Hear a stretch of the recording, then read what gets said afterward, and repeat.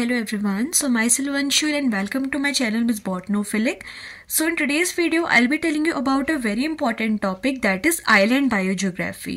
तो आज हम लोग आइलैंड बायोजियोग्राफी के बारे में पढ़ने वाले हैं. ये इकोलॉजी का बहुत इंपॉर्टेंट टॉपिक है. It is very important for university level exam as well as for the competitive purposes. Okay, तो इस वीडियो में जितने भी इंपॉर्टेंट पॉइंट्स है आइलैंड बायोजियोग्राफी से रिलेटेड वो हम लोग कवर करेंगे. सबसे पहले हम लोग देख लेते हैं कि इस पर्टिकुलर टॉपिक में ये जो बायोजियोग्राफी वर्ड और जो आइलैंड वर्ड हम यूज कर रहे हैं इसका मतलब क्या होता है. सबसे पहले हम लोग देख लेते हैं कि बायोजियोग्राफी वर्ड होता क्या है. बायो बेसिकली हम लिविंग के लिए यूज करते हैं और जियोग्राफिकल होता है वो फिजिकल स्पेस जहाँ पे वो ऑर्गेनिज्म रहता है. Okay, so basically biogeography is the geographical distribution of species and the reason for their pattern of distribution. उनका जो डिस्ट्रीब्यूशन का पैटर्न होता है किसी भी पर्टिकुलर स्पीसीज का उसकी ज्योग्राफी में यानी कि उसकी फिजिकल स्पेस में, उसको हम कहते हैं बायोजियोग्राफी. ओके, तो यहाँ पे पूरी वीडियो में कहीं भी मैं आईबी वर्ड यूज करूंगी वो बायोजियोग्राफी के लिए होगा. एंड यहाँ पे हम बहुत सारी शॉर्ट फॉर्म्स यूज करने वाले, तो आप लोग कंफ्यूज मत होना, मैं आप लोग को बता दूंगी. ठीक है, तो जनरली एग्जाम में आइलैंड बायोजियोग्राफी के ऑल्टरनेटिव एक और वर्ड आता है like equilibrium theory of island biogeography. Okay, तो दोनों का मतलब सेम ही है. बेसिकली थ्योरी प्रपोज किसने करी थी? This theory was propose by MacArthur and E O Wilson. Okay, इन दोनों ने मिलकर ये थ्योरी को प्रपोज किया था. तो बायोजियोग्राफी के बारे में तो हमने पढ़ लिया. अब बारी आती है आइलैंड्स के बारे में पढ़ने में. आइलैंड को बेसिकली हम लोग हिंदी में द्वीप बोलते हैं, यानी कि एक ऐसा छोटा सा एरिया होता है जो कि मेन लैंड से आइसोलेट हो जाता है. यानी कि एक नॉर्मल हमारे पास एरिया थी, उस एरिया का कुछ पार्ट क्या हो जाता है कि उस मेन लैंड से सेपरेट हो जाते हैं. ठीक है, कैसे सेपरेट होते हैं? या तो वो वॉल्केनिक एक्टिविटी की वजह से सेपरेट हो सकते हैं या फिर वो वाटर लेवल में जब राइज आ जाता है लाइक बेसिकली फ्लडिंग की वजह से सेपरेशन होता है. ठीक है, so islands are the isolated habitat. Basically the formation of this islands takes place by two method. One is the volcanic activity and other is the flood. जब volcanic activity होती है तो उस टाइम पे जो बेसिक मैकेनिज्म होता है islands के बनने का वो कैसे होता है? It is the igneous material that builds up until it reaches above the sea level. ठीक है, और दूसरी कंडीशन क्या आती है? फ्लडिंग. फ्लडिंग के टाइम पे क्या होता है?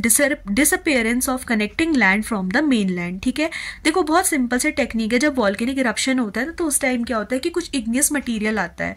वो मटीरियल डिपॉजिट होते होते क्या करता है कि एक लैंड का फॉर्मेशन करता है, सी लेवल के ऊपर चला जाता है. तो वहां पे ना एक बेसिकली एक आइसोलेटेड हैबिटेट का फॉर्मेशन हो जाता है. जब फ्लड के बारे में हम बोलते हैं तो फ्लड के टाइम पे क्या होता है ना, वाटर लेवल में इंक्रीमेंट होता है.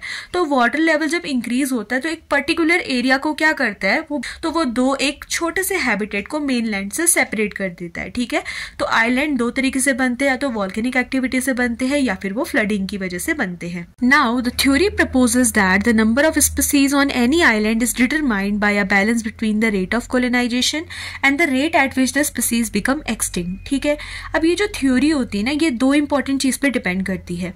एक होती है रेट ऑफ कोलोनाइजेशन और एक होता है रेट ऑफ एक्सटिंक्शन. तो पूरी वीडियो में I basically refers to immigration and E refers to extinction.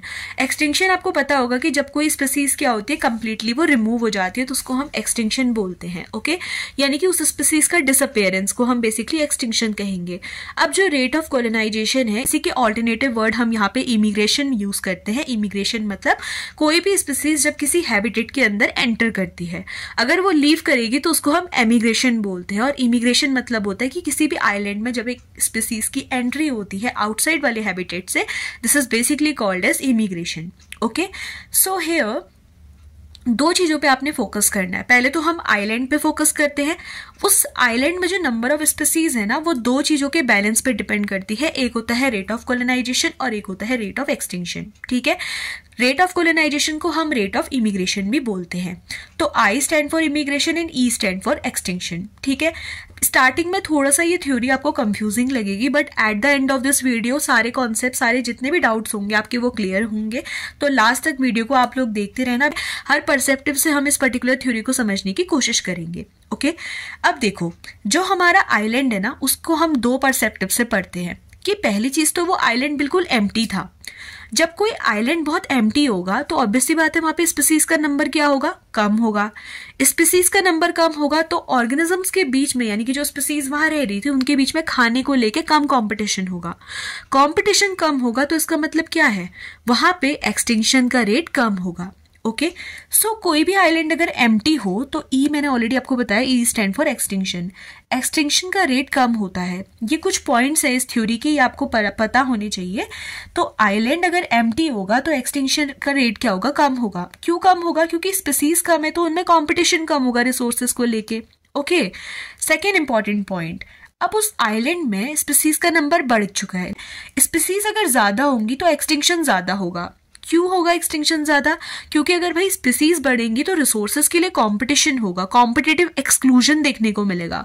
यानी कि कोई भी डोमिनेंट स्पीसीज है वो रेसेसिव को रिमूव करने की कोशिश करेगी, क्योंकि दो पर्टिकुलर स्पीसीज एक रिसोर्सेज के लिए जो फाइट कर रही होती है वो आपस में को एग्जिस्ट नहीं कर सकती है। ठीक है, तो कॉम्पिटिटिव एक्सक्लूजन का यही मतलब होता है कि कॉम्पिटिशन होगा और जो सुपीरियर स्पीसीज होगी वो बेसिकली क्या करेगी, रेसेसिव वाली स्पीसीज को रिमूव करने की कोशिश करेगी जो कि वीकर स्पीसीज होगी। ठीक है, अब इसी का सेकंड पर्सपेक्टिव ये आता है कि जब आइलैंड में स्पीसीज ज्यादा थी, एक्सटिंक्शन ज्यादा था, बट उस टाइम पे इमिग्रेशन हमारा कम होता है, क्योंकि अगर ऑलरेडी एक आइलैंड में बहुत सारी स्पीसीज प्रेजेंट है तो वहां पे नई स्पीसीज क्यों ही आएगी, है ना।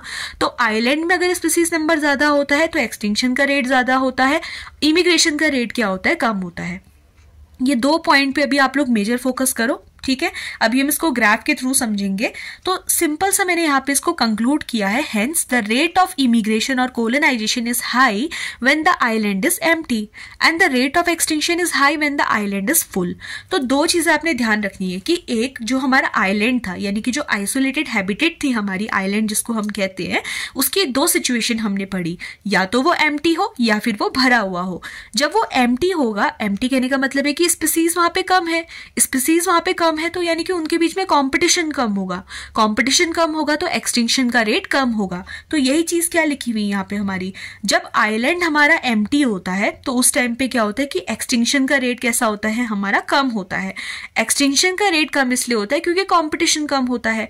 जब आइलैंड में बहुत सारी स्पीसीज होती है तो एक्सटिंक्शन का रेट ज्यादा होता है कंपटीशन की वजह से, बट इमिग्रेशन कम होता है। ओके, सो इमिग्रेशन का रेट हाई कब होगा, बहुत सिंपल सी बात है, जब एक आइलैंड खाली होगा तो उसे भरने के लिए वहां पे नई नई स्पीसीज आएंगी नहीं आएंगी, यानी कि इमिग्रेशन का रेट जो स्पीसीज की एंट्री होगी वो कब हाई होगी, जब आइलैंड हमारा एम्प्टी होगा। और एक्सटिंक्शन का रेट कब हाई होगा, जब आइलैंड हमारा फुल होगा। आइलैंड किससे फुल होगा, स्पीसीज से फुल होगा। स्पीसीज से फुल होगा तो रिसोर्सेज के लिए कंपटीशन होगा, कंपटीशन होगा, कॉम्पिटिटिव एक्सक्लूजन की वजह से एक्सटिंक्शन का रेट क्या हो जाएगा, धीरे धीरे बढ़ जाएगा, और उन स्पीसीज का एक्सटिंक्शन होगा जो कि बेसिकली वीकर होती हैं। ओके, तो ये एक छोटा सा डायग्रामेटिक रिप्रेजेंटेशन है, अभी हम इसको ऑल इलेबोरेट करके पढ़ेंगे। तो देखो यहाँ पे ये वाला जो वाई एक्सिस है, Y axis is representing the rate of change in the species number. Species number में जो रेट ऑफ चेंज है वो रिप्रेजेंट करता है, and this particular X axis is representing the number of species which are present here. Okay, ये equilibrium की line है where the rate of immigration is equals to rate of extinction. This I is representing immigration and E is representing extinction. Okay, अब देखो immigration किसका होगा, नई species, immigrate मतलब होता है एंट्री, तो इमिग्रेशन होगा न्यू स्पीसीज का, एक्सटिंक्शन होगा जो कि ऑलरेडी एग्जिस्टिंग स्पीसीज थी जो कि वीकर थी, उनका एक्सटिंक्शन हमें देखने को मिलेगा। यही चीज यहाँ पे लिखी हुई है। ठीक है, अब यहाँ पे अगर आप देखोगे नंबर ऑफ स्पीसीज प्रेजेंट, इधर पे हमारी स्पीसीज नंबर लो होगा, इधर साइड को जब हम बढ़ेंगे टुवर्ड द एक्स एक्सिस, इधर साइड को बढ़ते बढ़ते हमारा स्पीसीज का नंबर इंक्रीज करेगा। जब स्पीसीज का नंबर कम होगा तो इमिग्रेशन क्या होगा, हमारा आइलैंड में ज्यादा होगा। जब स्पीसीज का नंबर ज्यादा होगा तो जैसे जैसे स्पीसीज का नंबर बढ़ेगा वैसे वैसे क्या होगा, हमारा एक्सटिंक्शन ज्यादा होगा। क्यों होगा, मैंने ऑलरेडी आपको बताया, कंपटीशन की वजह से फॉर रिसोर्सेज। जैसे जैसे स्पीसीज नंबर बढ़ता है हमारा इमिग्रेशन का जो ग्राफ है वो नीचे नीचे जाता रहता है। क्यों होता है, क्योंकि अगर एक आइलैंड में स्पीसीज ज्यादा होंगी, वो फुल होगा आइलैंड, तो वहां पे इमिग्रेशन होगा ही नहीं। ठीक है, तो एक सिंपल सा मतलब इस पर्टिकुलर ग्राफ का ये होता है। तो इस थ्योरी का फर्स्ट पार्ट हम लोगों ने कवर किया, जहां पे हमने सिर्फ इस चीज पे फोकस किया कि हमारे पास एक आइलैंड था जो कि दो एक्टिविटी से बना था, या तो वो वॉल्केनिक एक्टिविटी से बना था या वो फ्लडिंग की वजह से बना था। वहां पे स्पीसीज का नंबर दो चीजों पे डिपेंड करता है, रेट ऑफ इमिग्रेशन पे, रेट ऑफ एक्सटिंक्शन पे। ओके, हमने समराइज किया कि स्पीसीज का नंबर जब बढ़ रहा है तो उस टाइम पे इमिग्रेशन का जो रेट है वो हमारा घटता जाता है। जैसे जैसे स्पीसीज का नंबर बढ़ेगा एक्सटिंक्शन का रेट जो है वो बढ़ेगा। ओके, रीजन मैं आपको बता चुकी हूँ इसको लेके। अब हम इस पर्टिकुलर थ्योरी का सेकेंड इंपॉर्टेंट पार्ट पढ़ते हैं। अब हम लोग फोकस करेंगे island is further affected by two physical factor. दो और फिजिकल फैक्टर होते हैं जो कि आइलैंड को इफेक्ट करते हैं। ओके वो होता है आइलैंड का साइज और आइलैंड का डिस्टेंस फ्रॉम द मेनलैंड। तो मैं दोनों को ही मैंने यहाँ पे कंपैरेटिव करके आप लोगों को पढ़ाया है ताकि इजीली आप लोगों को लर्न हो जाए ये चीज़। बहुत से बुक्स में क्या होता है, बहुत कॉम्प्लिकेटेड वे पे ये चीज़ एक्सप्लेन की होती है, तो बहुत सिंपल वे पे मैंने इसको एक्सप्लेन करने की कोशिश करी है। देखो पहला जो फिजिकल फैक्टर है वो साइज का है और दूसरा है हमारा डिस्टेंस फ्रॉम द मेनलैंड। किसकी बात की जा रही है, आइलैंड के साइज की और आइलैंड का डिस्टेंस फ्रॉम द मेनलैंड। तो चलो पहले हम लोग साइज के बारे में पढ़ लेते हैं कि जो आइलैंड का साइज होता है ना वो दो टाइप का होता है, या तो स्मॉल आइलैंड होगा या फिर हमारा लार्ज आइलैंड होगा। और डिस्टेंस के अकॉर्डिंग दो टाइप की डिस्टेंस होती है फ्रॉम द मेनलैंड, या तो वो नियर आइलैंड होगा या फिर वो फार आइलैंड होगा। यानी कि वो जो छोटा सा आइसोलेटेड हैबिटेट है वो नियर आइलैंड में क्या होगा कि वो मेनलैंड के बहुत पास होगा, और फार लैंड मतलब क्या होता है, फार आइलैंड मतलब होता है कि वो मेनलैंड से बहुत दूर होता है। ओके तो देखो अब यहाँ पे जब भी हम लोग फिजिकल फैक्टर में जो फिजिकल फीचर होता है उसमें जब भी हम साइज के बारे में बोलते हैं तो उधर हम एक्सटिंक्शन से उसको रिलेट करते हैं, ठीक है। यानी कि एक आइलैंड का साइज बताता है कि वहां पे स्पीसीज एक्सटिंक्ट कैसे होगी, और आइलैंड की डिस्टेंस बताती है कि जो स्पीसीज है वो इमिग्रेशन पे क्या उसका इम्पैक्ट पड़ेगा। ओके मतलब आइलैंड के डिस्टेंस का फ्रॉम द मेनलैंड ये बताता है कि इमिग्रेशन ऑफ स्पीसीज में क्या इम्पैक्ट पड़ेगा। Similarly size of the island बताता है कि स्पीसीज के एक्सटिंक्शन पे क्या इंपैक्ट पड़ेगा। ओके तो देखो effect of size on extinction, क्या इफेक्ट होता है। जब भी कोई आइलैंड छोटा होता है तो उसमें एक्सटिंक्शन ज्यादा होता है as comparison to large island. मैंने दोनों में ही यहाँ पे रीजन आप लोगों को एक्सप्लेन किया है, मैं इसकी ट्रिक भी आपको बताऊंगी क्योंकि एग्जाम में ना हम भूल जाते हैं कि किस में एक्सटिंक्शन ज्यादा होता है, किस में इमिग्रेशन ज्यादा होता है। तो इसको हम थोड़ा ट्रिक को लास्ट में फोकस करते हैं, पहले थोड़ा कॉन्सेप्ट समझ लेते हैं, ठीक है। तो देखो साइज की जब हम बात करते हैं तो आइलैंड का साइज अगर छोटा होगा तो छोटे आइलैंड के साइज में एक्सटिंक्शन का रेट ज्यादा होता है। क्यों होता है, बहुत सारी स्पीसीज के लिए वो क्या है, एक छोटा सा हैबिटेट है। हैबिटेट अगर छोटा होगा तो वहां पे रिसोर्सेज कम होंगे, रिसोर्सेज कम होंगे तो कंपटीशन ज्यादा होगा ऑर्गेनिज्म के बीच में। अगर कंपटीशन ज्यादा है इसका मतलब कॉम्पिटिटिव एक्सक्लूजन ज्यादा है, तो उसका मतलब क्या होगा, एक्सटिंक्शन कहाँ पे ज्यादा होगा, स्मॉल आइलैंड पे। लार्ज आइलैंड पे तो बहुत सारे रिसोर्सेज होंगे ना, तो कॉम्पिटिशन होने के चांसेस कम है because the habitat is much larger in large island as comparison to the small island.